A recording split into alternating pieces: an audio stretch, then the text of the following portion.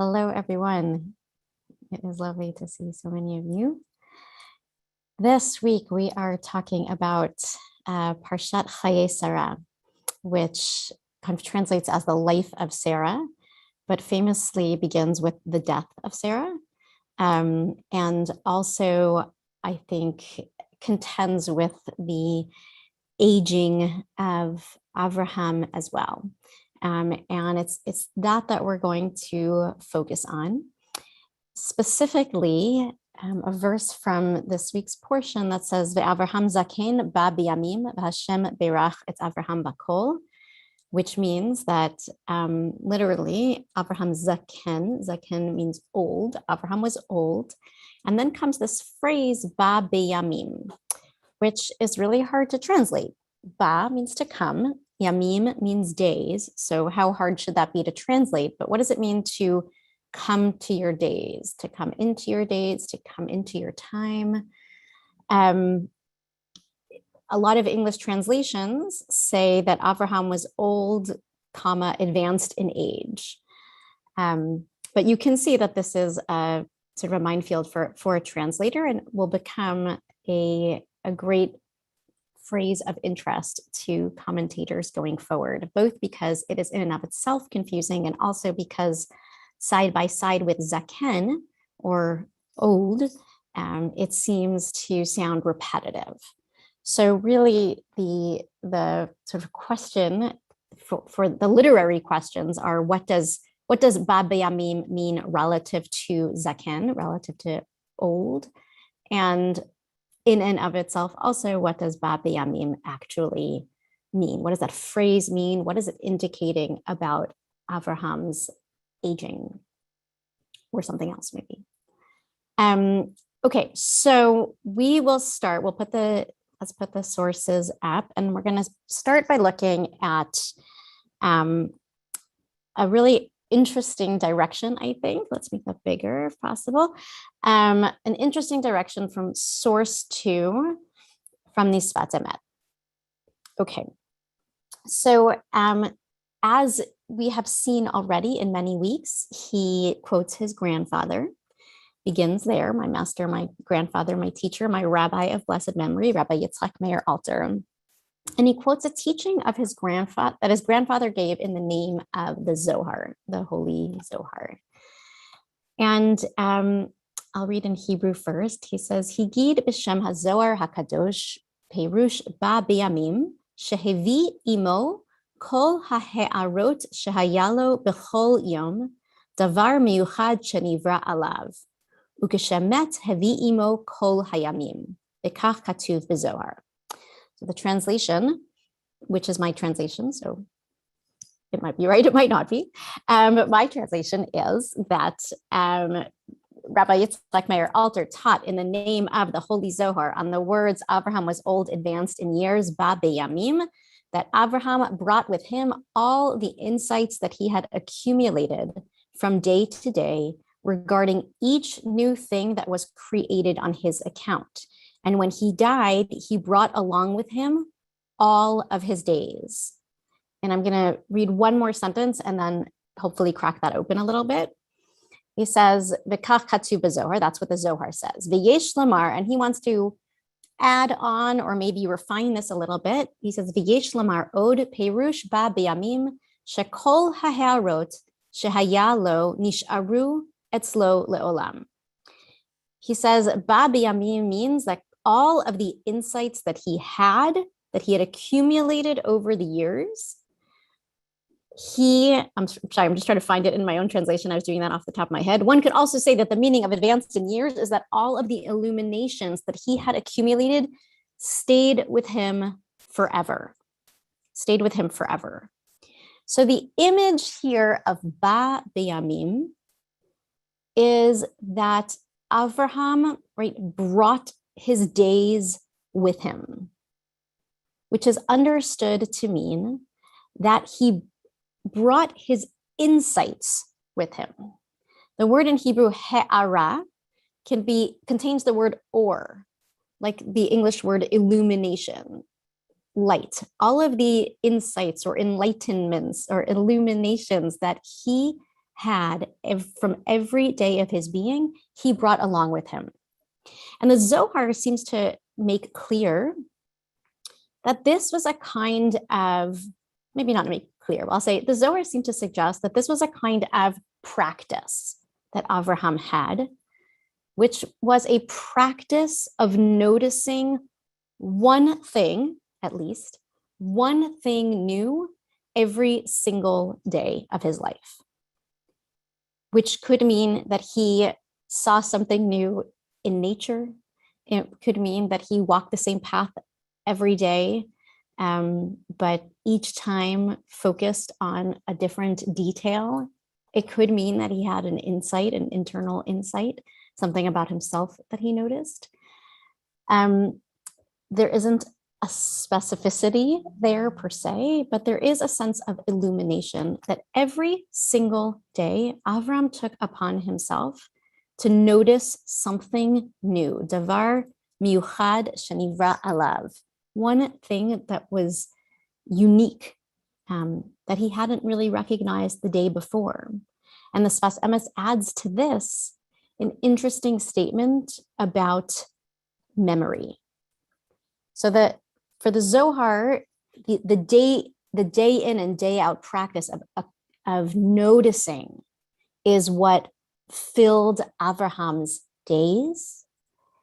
And the Sfat Emet adds to that a notion of a kind of accumulation. Not only did he have this practice, but he retained the insights.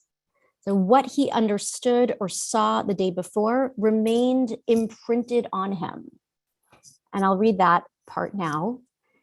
He says, V'zeh atzmo piresh zaken. So now he links this insight about bad biyamim, the bringing of one's days with oneself, right? He brings that into direct conversation or kind of linguistic. He hangs it linguistically also on the word zaken.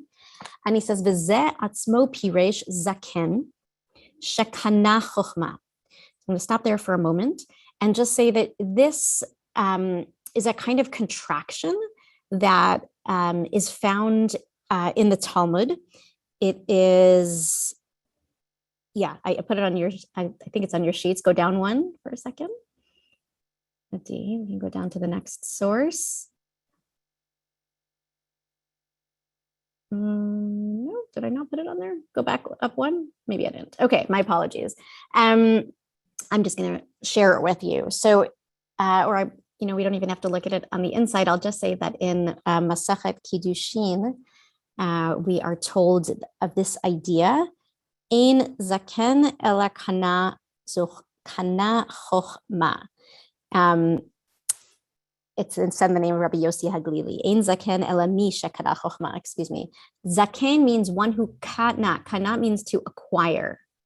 It's also used to mean to buy, but a kinyan is an acquisition. So a zaken is one who has kana chokhmah, who has acquired wisdom. I keep repeating that in Hebrew. I apologize, but I'm doing that just to point out that there's a kind of there's a word play that's being put forward here. So I just wanted you to hear that zaken ze shekana chokhmah. That's the kind of claim that's being made. It gets rooted in all kinds of verses. But a zaken is one who has acquired wisdom. And he goes on to say, we can scroll back up a little bit, Shachokma kinyan etzlo. He then wants to kind of interrogate, based on this unmentioned but alluded to Talmudic passage, what does it mean to acquire wisdom? Right. So one who acquires wisdom may or may not be advanced in years. That's kind of an open question. But a zaken is one who has kana chochma shechochma kinyan etzlo shenit dabek bo shelo lishachecho klal rak liyot nitba bo baguf v'nefesh. He says that to be an acquirer of wisdom is to essentially have those, whatever insights one has over time, to have them, the language is, I think, quite stirring, nitzba bo baguf v'nefesh, stamped on the body and the soul, imprinted on the body and the soul. He does use the word, for memory. He says, shelo l'shachacho klal, that one doesn't forget all that one has acquired over time, but actually one has actively kind of cultivated these accumulated insights. Meaning, and I specifically focus here on this notion of imprinting on the body and soul, because I don't think that he's suggesting that the human memory could, or maybe even ought to, retain right, every single thing that we have ever learned or noticed or experienced, right?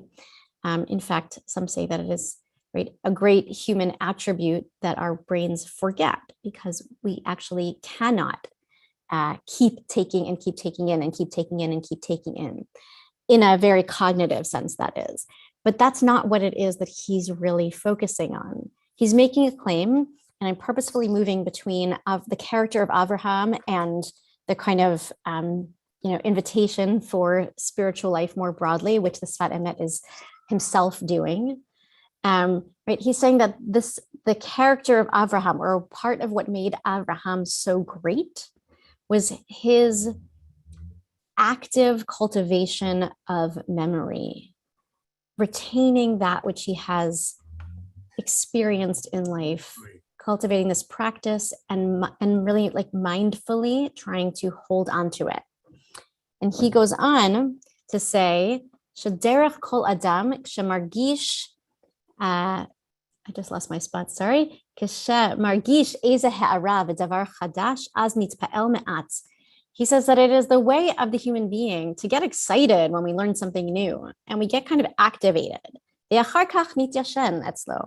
then things get old, right? They just do. It was exciting to, I don't know, read a new book, or meet a new person, or see a new tree, or notice a bird.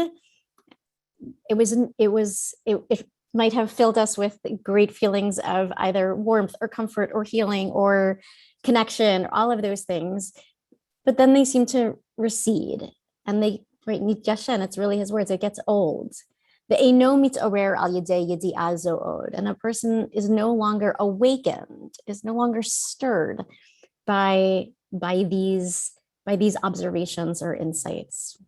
And he says, "Uve'emet sarich adam lizkor tamid kol hit'orut v'ha'arot shehayalo." And he says, but really a person should remember always all of these moments of awakening and illumination that one has. V'zeh bichlal pen tishkach. And he says, pen tishkach et asher u'enecha, excuse me. He says, this is actually a kind of, I don't know if you want to say law, but this charge to be kind of mindful collectors of our own memories and our own insights is actually something that he roots in a biblical idea. And the biblical idea that he points to is an interesting and surprising one, which is, it is the source number, well, I think my numbers and yours aren't the same. So scroll down a little bit. Keep going. Okay, there. Oh, there. Sorry. Raki shamer lecha. Okay, so I'm on source 4 at the start of it. He says, or the verse says, Raki shamer lecha ushmor nafshecha me'od pen tishkach et hadvarim asher ra'u einecha. Take utmost care and watch yourselves scrupulously so that you do not forget the things that you saw with your own eyes. That is a statement here. And what is its context? I'm going to keep going. Upen yasiru milevavcha kol yemei chayecha v'hodatam levanecha ulivnei vanecha yom asher hamadat lifnei Hashem elokecha b'chorev. And I will stop there. The day you stood before the Lord your God at Chorev, which is to say Sinai. Okay. I see the request, by the way, for highlighting, and I can try to teach myself how to do that for next week. I'm sorry, I'm just technically a little deficient, but for next week, I'm going to try to do that for you, okay? So note here that this notion that the Sfat Emet brings us of zaken kana chokhmah, acquiring wisdom, he says falls under the category of do not forget. And what is it that you shouldn't forget? You should not forget revelation at Sinai, which I think is a really kind of subversive, but certainly big claim that he makes through these very small words and really through the channeling of them. He doesn't say this out loud, but by quoting this very verse, he is indicating to us that the things that we ourselves reveal over time, right, are our revelations. Right? They are our revelations, and they ought to be treated as such. The things that we reveal to ourselves have the standing, right, it seems, of the revelation, the grand revelation at Sinai that requires memory. Pen tishkach et advarim asher ra'u einecha. Okay, now I'm going to say one more thing about this verse that I find interesting. You'll notice that it is from the book of Deuteronomy, which means, okay, this is not from the book of Exodus, is where the story of Sinai is told. The book of Deuteronomy, known as Mishneh Torah, or like the second telling of the Torah, right, is Moses, before he dies, kind of recapitulating, maybe in a sense doing this act of kinyan, recapitulating the story of the people. But what you need to know is that the people he's talking to are not the people who were at Sinai. That generation has died off. That generation sinned.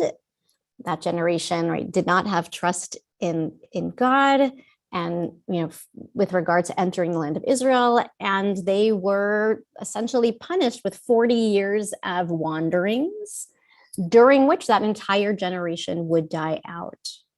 So when we get to the book of Deuteronomy and Moses is about to die and the people are coming close to entering the land, this is a new generation.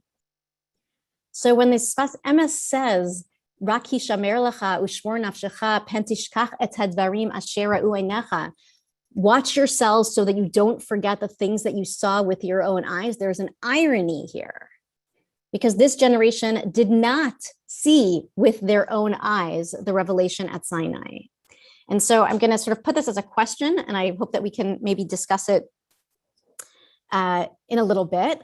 But just think about what it means about memory itself and what it means to cultivate insight when those insights are not synonymous with those things that your eyes saw, but rather might be those stories that you've been told, or those experiences that you have borne witness to, or are the receiver of, or inherited.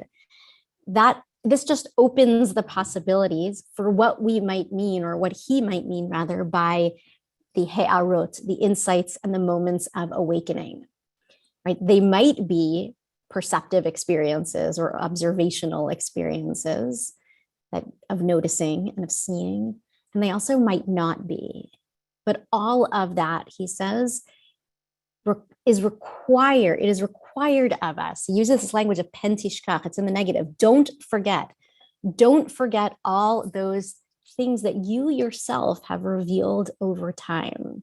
All those hard-won insights, whatever they are, right? They get them lodged in your body and in your soul.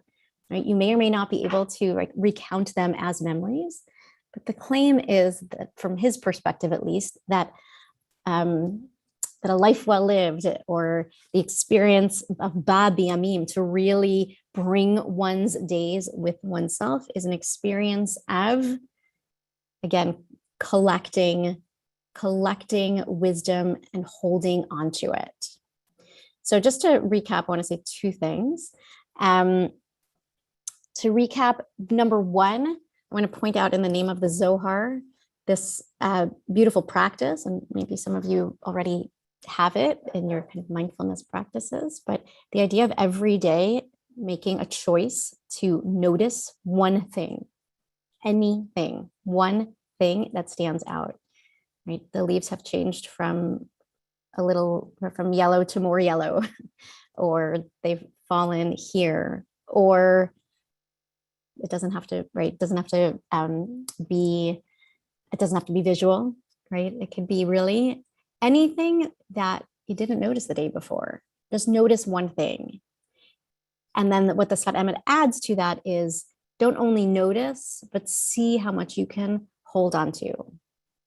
So somebody asked, well, how do you do that? How do you do that? So I don't totally know, but here's what I want to share with you a little bit. If we go up in the source, I want to point out. Okay, we'll go all the way back up. Okay, and I'll keep reading. There we go. So I just want to keep reading in the Sfat Emet for a moment. He says, Uve'emet, I think I read that already. Sorry, after this verse. Okay, Ki kol ma shehevin ha'adam. I'm 3 lines up from the bottom in the Hebrew, and I will, of course, translate. Ki kol ma shehevin ha'adam v'nitpa'el al yado tzarich lihiyot b'zikaron v'hitchadshut tamid. He says anything that a person hevin, anything that a person understands, v'nitpa'el al yado, and gets excited by, basically, tzarich lihiyot b'zikaron v'hitchadshut tamid. So he says anything that you remember, or sorry, anything that you get excited by. Thank you so much. I think Adi is doing that for us. Thank you. Anything that you remember should be tzarich liyot b'zikaron, should become kind of an active memory. V'hitchadshut tamid. And here's where this doesn't answer the question of how to per se in a very discrete way, but in an abstract way at least, right? If we somehow use whatever insights we have and turn them into sources of hitchadshut, of newness or of renewal, right? Then they stand a chance, basically, of continuing within us. He says, "Ach vadai hashichacha ba al yedei shemeniach miyad ha'ara v'nitba b'teva v'gashmiut v'Hashem hosheni." And he recognizes, though, how difficult this is, right? After having said, and you should remember everything, and you should internalize everything, and you should appropriate everything and use it as a source for renewal, he says, okay, but vadai, which means certainly, this isn't easy. Certainly hashichacha ba. But we all know that forgetfulness does come, right? Or these moments do slip away, and we get distracted and involved in other things. And he actually says, Vashem Yoshienu, like in the way that we might colloquially use it today, like, God help us, right? Like, you might mean it literally, but he also means like, God help us. We're like, we are frail creatures with fallible memories, and this is not an easy thing to do. And yet, right, there are those who are bad biyamin. There are those who actually can have their days more full because they have managed to hold on a little bit more. Okay, I'm going to skip that last line, and I'm going to bring you one more image, and then I'm going to stop talking and hopefully hear from you a little bit. This also will not answer the question of how, but it does add another, I think, beautiful metaphor that might be useful. So scroll down a little bit in the source, in a couple of years later. So what we read was from 1870. 3 years later, in 1873, let's keep going down.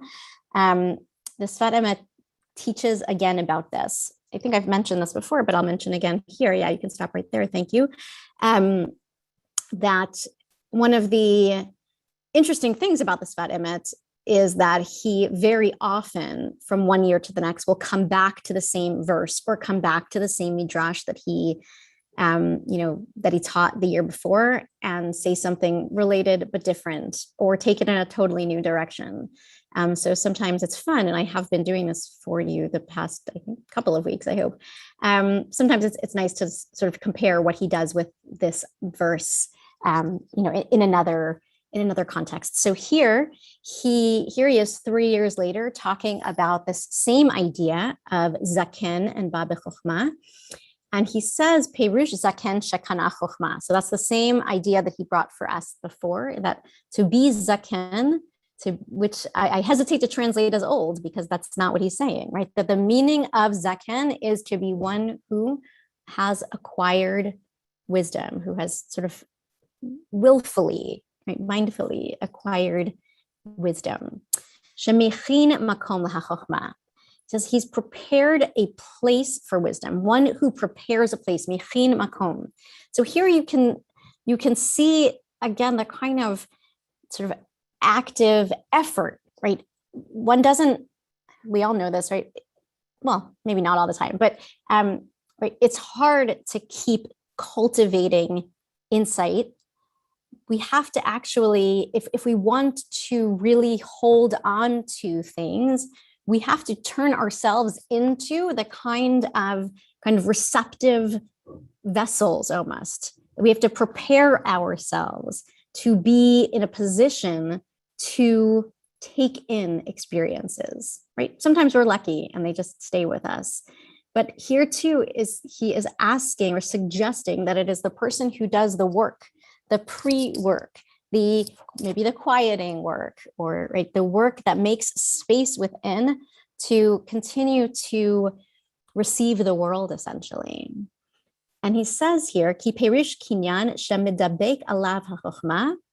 And as he said before, right, that kinyan, something that is acquired, is something that is sticky.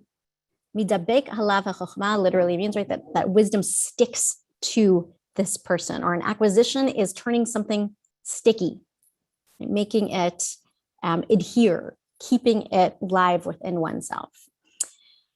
And here's really just what I wanted you to see is he now references, he says, Kidirtiv koneh hakol, perush. So hold on. Koneh hakol is a phrase about God that is said in the Amidah, that God is koneh hakol. God is the one who acquires all. And he offers a very beautiful read of this, which is Perush Shahu Ken Vishoresh L'Kol Davar. A ken in Hebrew, not to be confused with ken with a chaf, but a ken with a kuf, means a nest. And so what he does is he points out that the word koneh in Hebrew, right, which means acquires, contains within it the word nest. And he says, what does it mean for God to be the koneh hakol, the acquirer of all? It means God is a nest and an anchor, let's say, a nest or a root, a nest and a root for all things. But in so doing, the keeper of the nest, in so doing, I think that he is, and here I'm kind of expanding my own ideas about nests and nesting. That's something that a word that we use in English, nestle, things nestling, right? All of those are images that call to my mind, at least, a couple of things.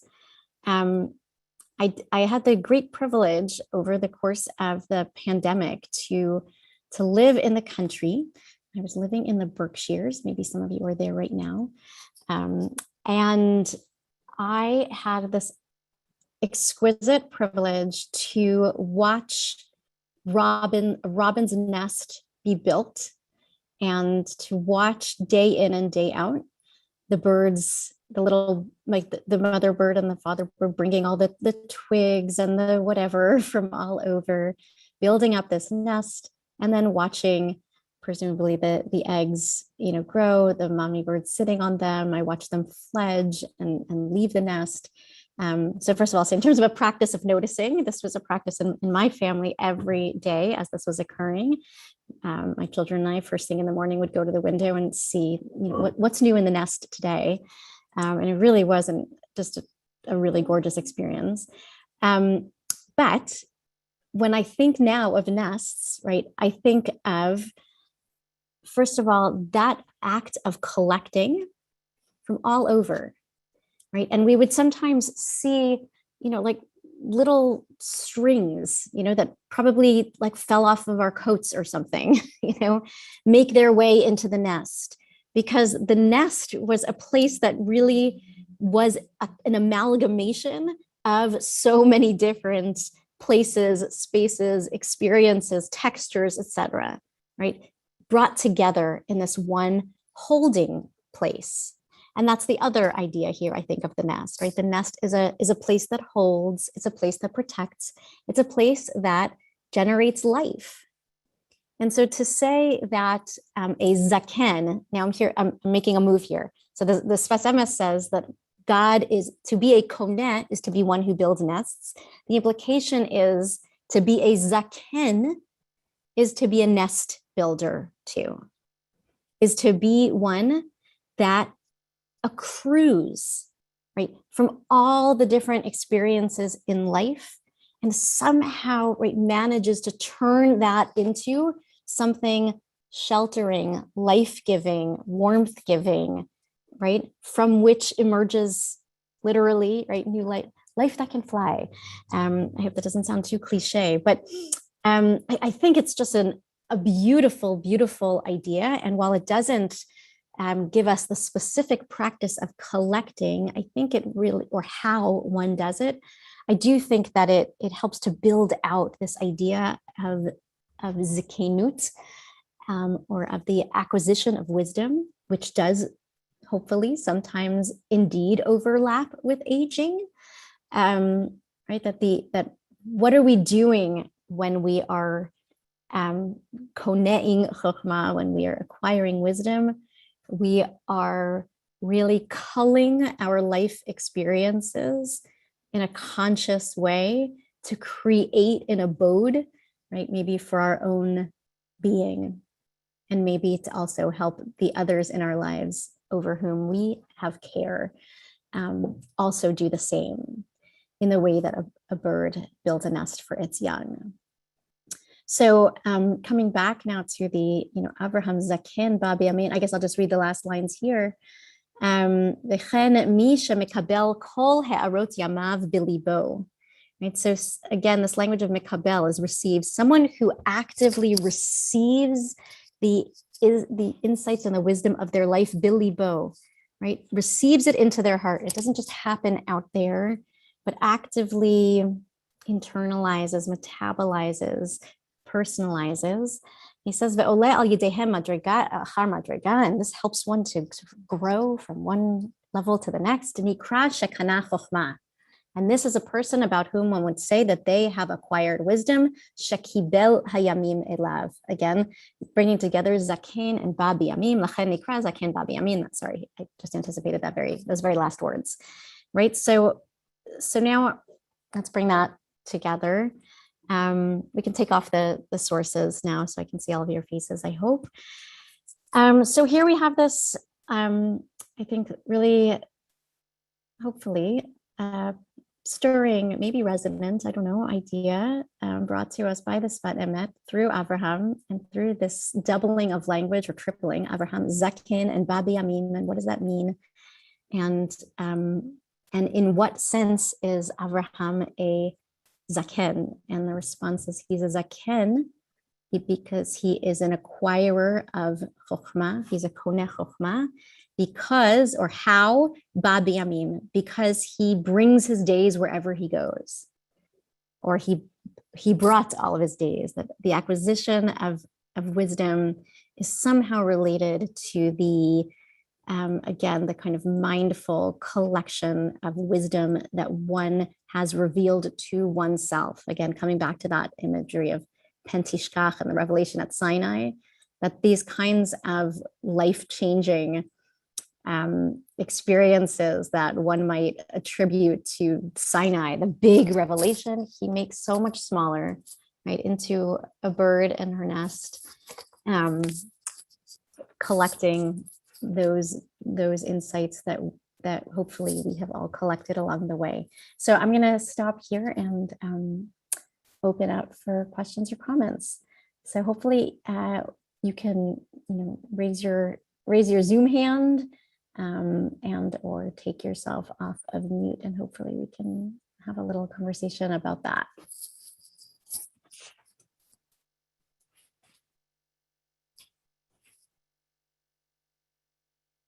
Mm-hmm.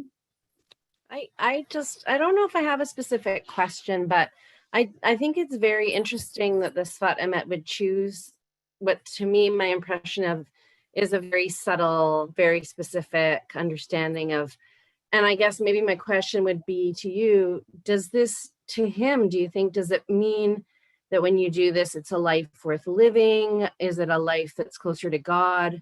Is it a life, is it a way of valuing life? Mm-hmm. Like, yeah. Why is it so important to him? Yeah. Okay. Good question. I do think it's interesting. You're right. This is a small little detail, and he goes off on it. And it's interesting that the language of Ba B'Yamim does not explicitly relate to, to God or godliness per se. Right. The next phrase in that verse is, and God blessed him with all. Right. So God is somewhere kind of out there in that verse, but it sounds like what the Sfat Emet is at least cluing into is the kind of subjective experience of being Abraham, or the subjective experience of being a person who collects wisdom, enables one to, yes, make life feel more precious. Right. I saw somebody put Psalm 90 in the chat, which is really wonderful. Right? Teach us to count our days. Right, that we may gain a heart of wisdom. That's exactly an encapsulation of this idea, right? To number our days, if we think about that as, accumulating, not noticing how they're fleeting, but actually an accumulation of days, so that we may gain a heart of wisdom. That's really beautiful. And I think that's what Ba B'Yamim here is meant to do. As for the recognition that this is a small detail that he makes much of, well, that's kind of what Torah commentary does, that's where the fun starts, I think.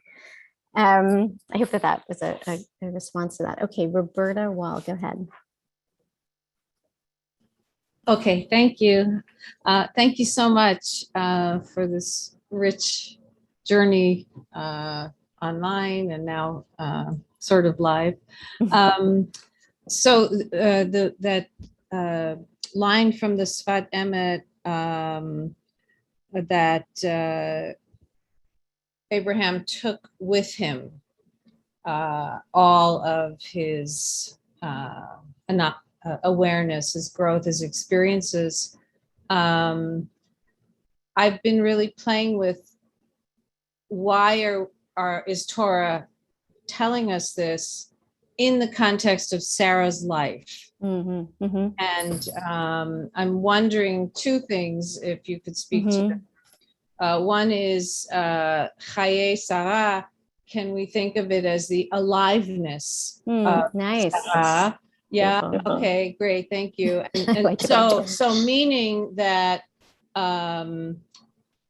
what really has happened to Abraham is that he has been able to step into her insights also and her experience. And in today's world, this is very offensive. It's like, oh, okay, he's now spiritually standing on her suffering, so I'm aware of that. And still there's some kind of integration, maybe of the old terms, masculine and feminine. And just wondering if you could speak to that, if you've come across. Yeah, that's beautiful. I think you just did a great job. There's nothing I need to add. Like, you're speaking to it beautifully. Hadn't occurred to me, but it's a really nice idea of Chaye Sarah in the plural. Right? Chaye Sarah sounds like the lives of Sarah almost. Just to the opening, the question, which was far less interesting than all the wonderful ways that you took it, but the question of what are we doing talking about Abraham and the parsha about Sarah. So, this is a sad thing about Chaye Sarah, right? It's a great name for a parsha if you're, a feminist, or you just want to like see the women in the Torah. But like line one is she dies, like that's really what this chapter is, or this portion.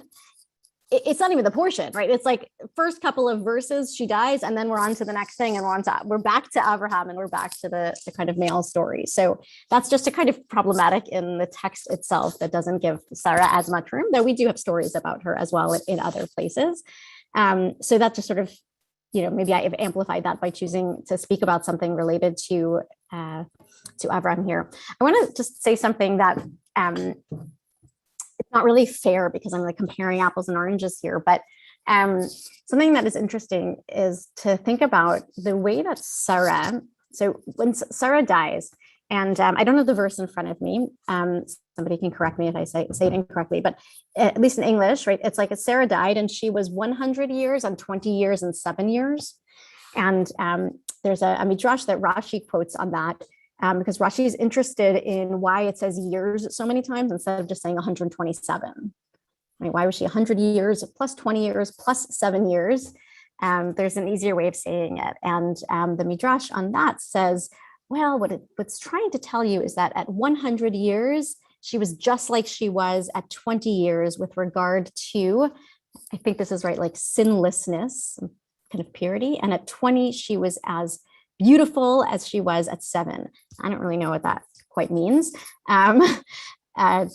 Whatever. But it's kind of, I think that somehow it's interesting to me to put those two into conversation because they do feel like kind of very gendered ways of approaching aging. That when Sarah aged, right, she was just so beautiful at 127, or so perfectly blameless, like despite the crazy life she led where she almost lost her son and right has traveled all this way and right was probably betrayed by her husband along the way, right? There are some pretty big things that happened in her life, and yet the image is this like 127 perfect years of blamelessness and beauty.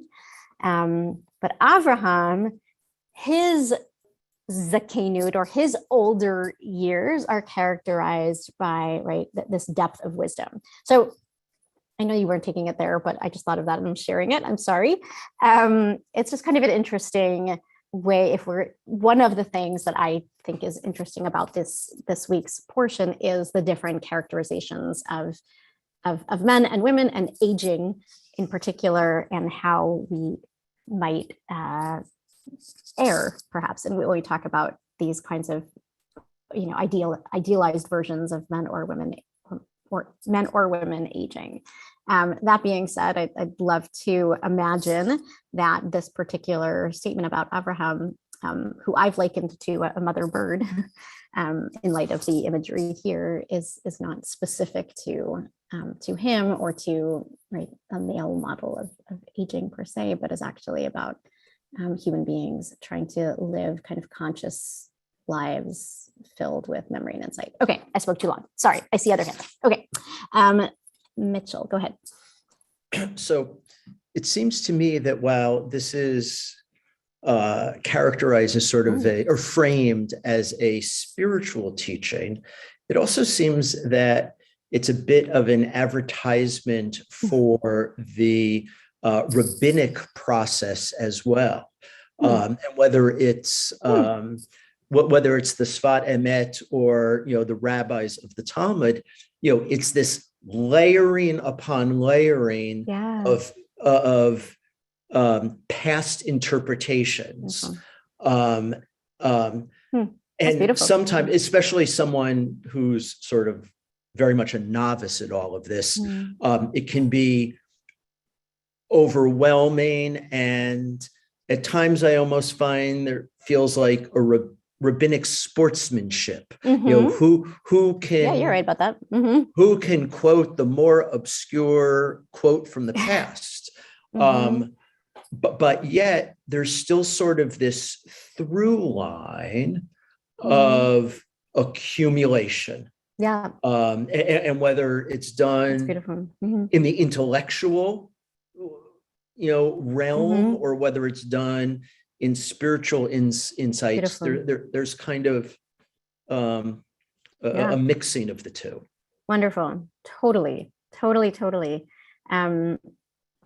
I love this sort of meta idea that you're putting forward about like Torah study itself as a kind of nesting, right? Or I think about nesting dolls, right? One inside of the other, inside of the other, inside of the other, like that so much captures something about like the experience of Torah study.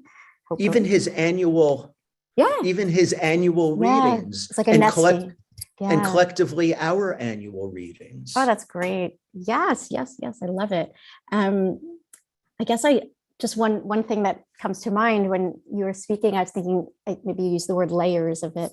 And I think that just what a nest offers that layers don't, right? Layers are like this vertical image, right? With one thing just living on top of the other. And, and the nest, or even those nesting dolls, right, is something that is things that are contained by each other, within each other, right? They're living sort of in parallel. And I think that that's sort of what he's going for here, right? Not just living on layers of the past, but actually somehow being right, an integrated part of that. Thank you. That was really spectacular. Martha, go ahead. Martha Gunsberg. At first, when I read this, I was just so taken with it. And as you were talking about it, because I think all of us here are wisdom seekers. And we're also at the age in life, if we look at the people who are here, that we can relate to Avraham. So, but then there was this part, like Roberta brought up about Chaye Sarah. I was really missing Sarah, and that I'm using Abraham's way, like that we're taking from Abraham, that's going to be sort of our model of how to do it. And I'm thinking, like, if we were looking at how Sarah gained her wisdom, would she be doing it in that way? Like, it feels like I really want to question the gender thing of that. It's a male model of acquiring wisdom. And even, as we were just discussing the layering, it's more linear. I don't think, I think there's commentary about how the women are the more spiritually minded in the first place, and that it's more about interpenetration. And you're talking about, like, the part about, like, imprinted on your body and your soul sounds like more, I don't want to just say like masculine and feminine, but I'm really longing for more hearing women voices. Okay. So, thank you. Thanks for sensitizing me too. It is the case that Chaye Sarah is not entirely about Sarah, but you're right. Like, what does it do to our kind of reception of this wisdom when Abraham continues to be the paradigm for it, and not necessarily Sarah? Also, just an association, I'm thinking about last week's parsha. It says about Sarah and Abraham, it's hanefesh asher asu b'charan, that they made souls in Haran. And there's also a kind of commentary about what it means to make a soul. The kind of literal translation, not translation, but one of the more literal ways of understanding is that was all the converts that they made. But I think you could probably imagine that there's all kinds of other less specific ways that one might build a soul, nurture a soul, treat a soul. And it is noteworthy there that Abraham and Sarah are a team there. Again, this is all Midrash, but the Midrash says that Abraham was in charge of the men and Sarah was in charge of the women, and but that she played a role as kind of a carrier of tradition and really in cultivating the spirit of those around her. So I don't mean to give an apologetic, to just say, hey, here's a case where Sarah did something. But I just wanted to share at least one small place where I do see her kind of spiritual impact being foregrounded. But thank you for that. Okay, Sheila, go ahead. Oh, where'd you go? There you are. Can you unmute? There you go. Okay, thanks. I've studied some of the Sfat Emet's commentary on the Parsha, and I'm thinking in particular of the where he makes reference to the inner Torah that exists within each. Yeah. The text that we're looking at today, for me, has resonance to that notion. Very much. Inner Torah, and suggests that we acquire or uncover that inner Torah by doing by doing what it means to be a zaken, by intentionally acquiring wisdom and seeing the newness, the daily recreation, the daily revelation of life. Exactly.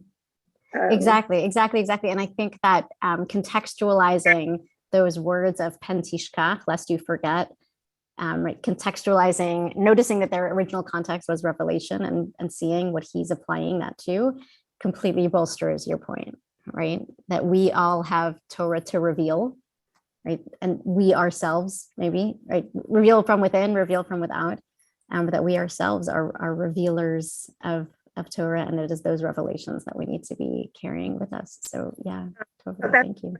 You know, it also gives me the sense that the notion of that there's an individual Torah. We each have our own Torah. Yes. See text. week 1, nikuda, right? The point within. Absolutely. Okay, thanks. We have time, I hope, for 2 more. Rabbi Louis Mintz, go ahead, and then Linda Safran. You're on mute.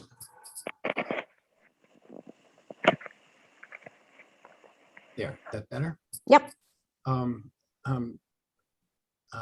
As I have the the maximum number of images in front of me, the screen filled with people's faces, and I'm thinking about the early reference to of zaken, in the sense that the beautiful way you brought out the acquiring, right? What it means, kaneh, and also that wonderful use of devek, of things sticking. And maybe I'm doing this is too, centered on my own situation, but to hear this image of Abraham and this quality, when many of us are at a point in our lives when we're losing some memories, when things aren't sticking to us, when whether it be people's names or some of the more common kinds of things. I know for myself, it's that, so that to have this kind of wonderful alternate model of this, again, it's Abraham, so he can do everything, and but still that aspect of, and to hold on to, again, that koneh of grabbing on, to possess in that way. I just found that striking in the sense of interpreting zaken with all of its difficulties with that. And the only other piece that I relate to is we refer to the hazakenim, right? We talk about the elders, right? In English translations often, right? And and they pass that on to the elders. It really does mean the wise ones. It really means the wise men. And maybe we have to try to translate that as much as possible that way. And one last point on language about it meaning the wise. The origin of the word Senate,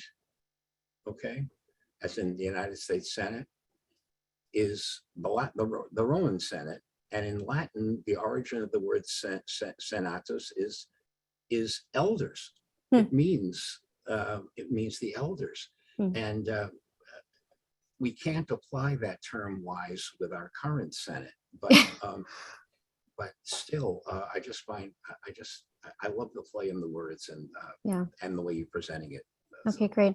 Thank you so much. And I just really I want to leave time for the last question, but I really want to make sure to address the first point, which is so crucial, and that, I really hope that we can speak about with sensitivity. I really, really do think that the Sfat Emet here is himself making a distinction between cognitive memory and this notion of something being imprinted on the body and soul. He really is making that distinction, right? He actually says, like, there is, of course, we in Hebrew, right? Vadai hashichacha ba, right? Forgetfulness comes. Like we all lose stuff, memories, things, right? We do. And I still think that for him, all the more so, right? But where does it sit in your body, and where does it sit in your soul? And that may or may not have anything to do with, cognitive retention. I think that's important. And it seems to me at this kind of cultural moment that we're all living in, right, no matter what age we are, we're living in a cultural moment of people talking a lot about trauma and trauma in the body. I'm thinking specifically about the book, The Body Keeps the Score, that's been on like the bestseller list. It's not a new book, but it's been on the bestseller list, for a number of weeks, gaining popularity for, not a new idea, but one that seems to have a lot of cultural resonance, which is that our bodies keep score. If I can just, use the title as the concept itself, right? But that our memories get lodged within, and that can be for ill, literally, right? That can actually cause illness and pain, and it can also hopefully enable us to live our lives with fullness and consciousness and joy. And so I guess that's, I think, much closer to what it is that he's talking about than whether we remember names or faces, which I fully identify with as challenging over time, no doubt. Okay, we have 4 minutes. And we have one more question. Go ahead, Linda Safran. Yeah, I was really struck by the phrase, do not forget the things that you saw with your own eyes. And at first I thought, well, what about all the things that we learned from other people, from teachers, from reading, from watching things on Zoom, during the pandemic? And then, and I'd actually written a comment about it, but, on the chat. But then I was thinking, actually during COVID, my life, and I think a lot of people's lives for a long time really sort of shrunk. And so I found myself walking the same paths. I live in Brooklyn, in Prospect Park, in the wooded parts of the park, but the same paths week after week, sometimes 2 or 3 times a week, either alone or with a friend. And it really sort of spoke to me when his process of going back to the same phrase in English, year after year, and sort of finding new beauty in it and new wisdom in it, because I actually drew all this comfort from actually the smallness of my world. A lot of it was outdoors, which was really good, whether the weather was cold or whether it was warm or whether it was humid, but it was a freshness to it that so much of my time I spend indoors, and sort of like 2021 kind of world, except for the weekends or vacations. So anyway, so I just sort of, it sort of made sense to me in sort of a very real way. This phrase that you saw with your own eyes, rather than from, listening to a dvar or a shiur or a lesson or, lectures, which I did also. Sort of the freshness of it, like when you talked about observing the nest, something that would be imprinted, and whereas so it's a different sort of process. Very much so. Thank you. What you said really resonates for me, and I imagine for many people too. Okay, thank you everybody. Again, please be in touch if there's anything that you want to share or feedback that you want to give. I'm always open and love hearing from you. So here's my email if you want it. And have a great